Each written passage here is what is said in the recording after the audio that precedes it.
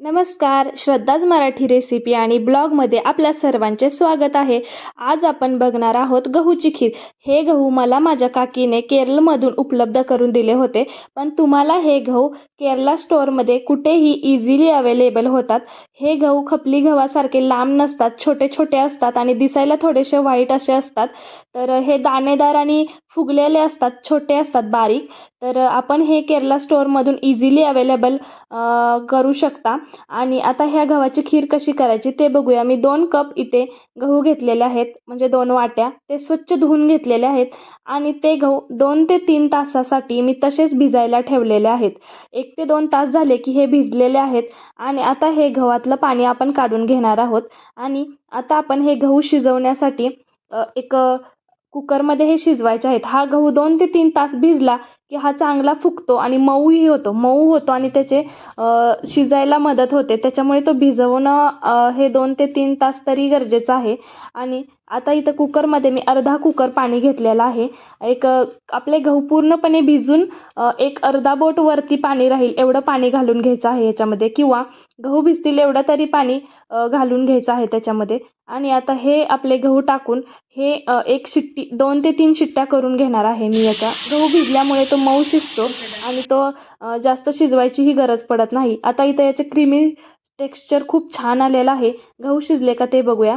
तर आपले गहू हे मस्त असे शिजलेले आहेत. 2 ते 3 शिट्ट्यामध्ये शिजून झालेले आहे. आणि आपले गहू भिजवल्यामुळे हे लगेच शिजतात, जास्त शिजवायची गरज पडत नाही. पूर्णपणे आपला गहू गळलेला आहे, असा मऊ असा दाटसर शिजलेला आहे. आणि आता हे गहू शिजून झालं की तर तो खीर आपली घट्टसर होईपर्यंत, म्हणजेच एक 10 मिनिटं आवडीनुसार ही खीर पातळ आपण घट्ट ठेवू शकतो. तरी एक 10 मिनिटं अशी शिजवून घ्यायचं आहे अजून. त्याच्यानंतर मी याच्यामध्ये खसखस टाकणार आहे. तर आपण खसखस ही एक पॅनमध्ये मी थोडीशी हलकी ब्राऊन सोनेरी होईपर्यंत भाजून घेते. तर खसखस मी भाजून घेतली. ही खसखस जास्त बारीक करायची नाही, थोडीशी हलकीशी दरदरी अशी रवाळ अशी बारीक करायची. आणि त्याच्यानंतर आपण ह्याच पॅनमध्ये 1 टेबलस्पून तूप घालून घेतोय. त्याच्यामध्ये आपण ड्रायफ्रूट्स घालणार आहोत.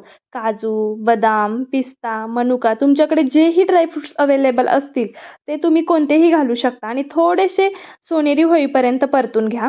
आणि आता हे मी ड्रायफ्रूट्स परतून घेतलेले आहेत. माझ्याकडे काजू आणि बदामच अवेलेबल होतं, तर मी ते दोन्ही घातलेले आहेत. तुम्हीही तुमच्या आवडीनुसार जे अवेलेबल असेल ते घालू शकता.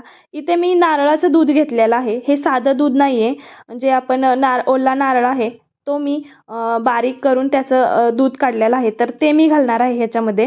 आणि 1 कप मी ते दूध घातलेलं आहे.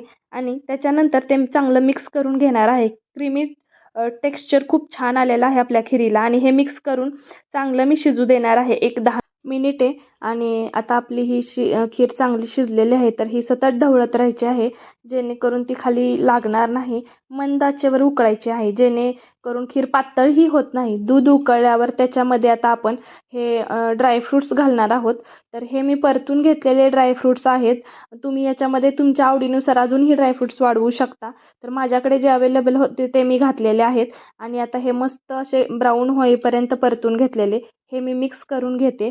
आणि ह्याच्यानंतर आपण यामध्ये गूळ किंवा साखर हे घालणार आहोत. तुमच्या आवडीनुसार तुम्ही काही घालू शकता, पण शक्यतो गूळ घाला, तो शरीरासाठी चांगला असतो आणि गुळामुळे आपल्या शरीराला खूप सारे फायदे होत असतात. तर मी ते गूळ घातलेला आहे आणि गूळ घालून पुन्हा ही खीर एक मिक्स करून घेतली. आणि त्याच्यानंतर मी यामध्ये एक वेलची पावडर घालून घेते. वेलची पावडर घातली की खीर घट्ट होईपर्यंत आपली शिजवायचीच आहे. त्यानंतर मी त्याच्यात लगेच सुंठ पावडर घालते. ह्या सुंठ पावडर, वेलची पावडर जी मी घरीच करून ठेवलेल्या आहेत, हे आता चांगलं आपण मिक्स करून घेणार आहोत.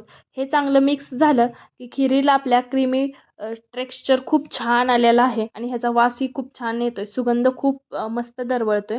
तर आपल्याला इथे मी जे नारळाचं दूध घेतलं होतं तेच खोबरं मी पुन्हा तुपात टाकून परतून घेतले. त्याच्यानंतर मी इथे जी खसखस आपण भाजून घेतली होती ती रवाळ अशी बारीक करून घेतलेली आहे. आणि खोबरं आणि हे खसखस दोन्ही हे मिक्स करून घेतलेलं आहे मी.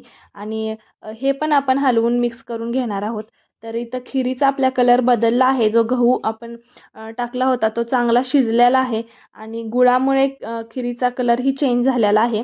तर आपण याच्यामध्ये मीठ घालून घेणार आहोत. मीठ हे आवडीनुसार तुमच्या कोणी घालतं तर कोणी नाही, तर हे ऑप्शनलच आहे.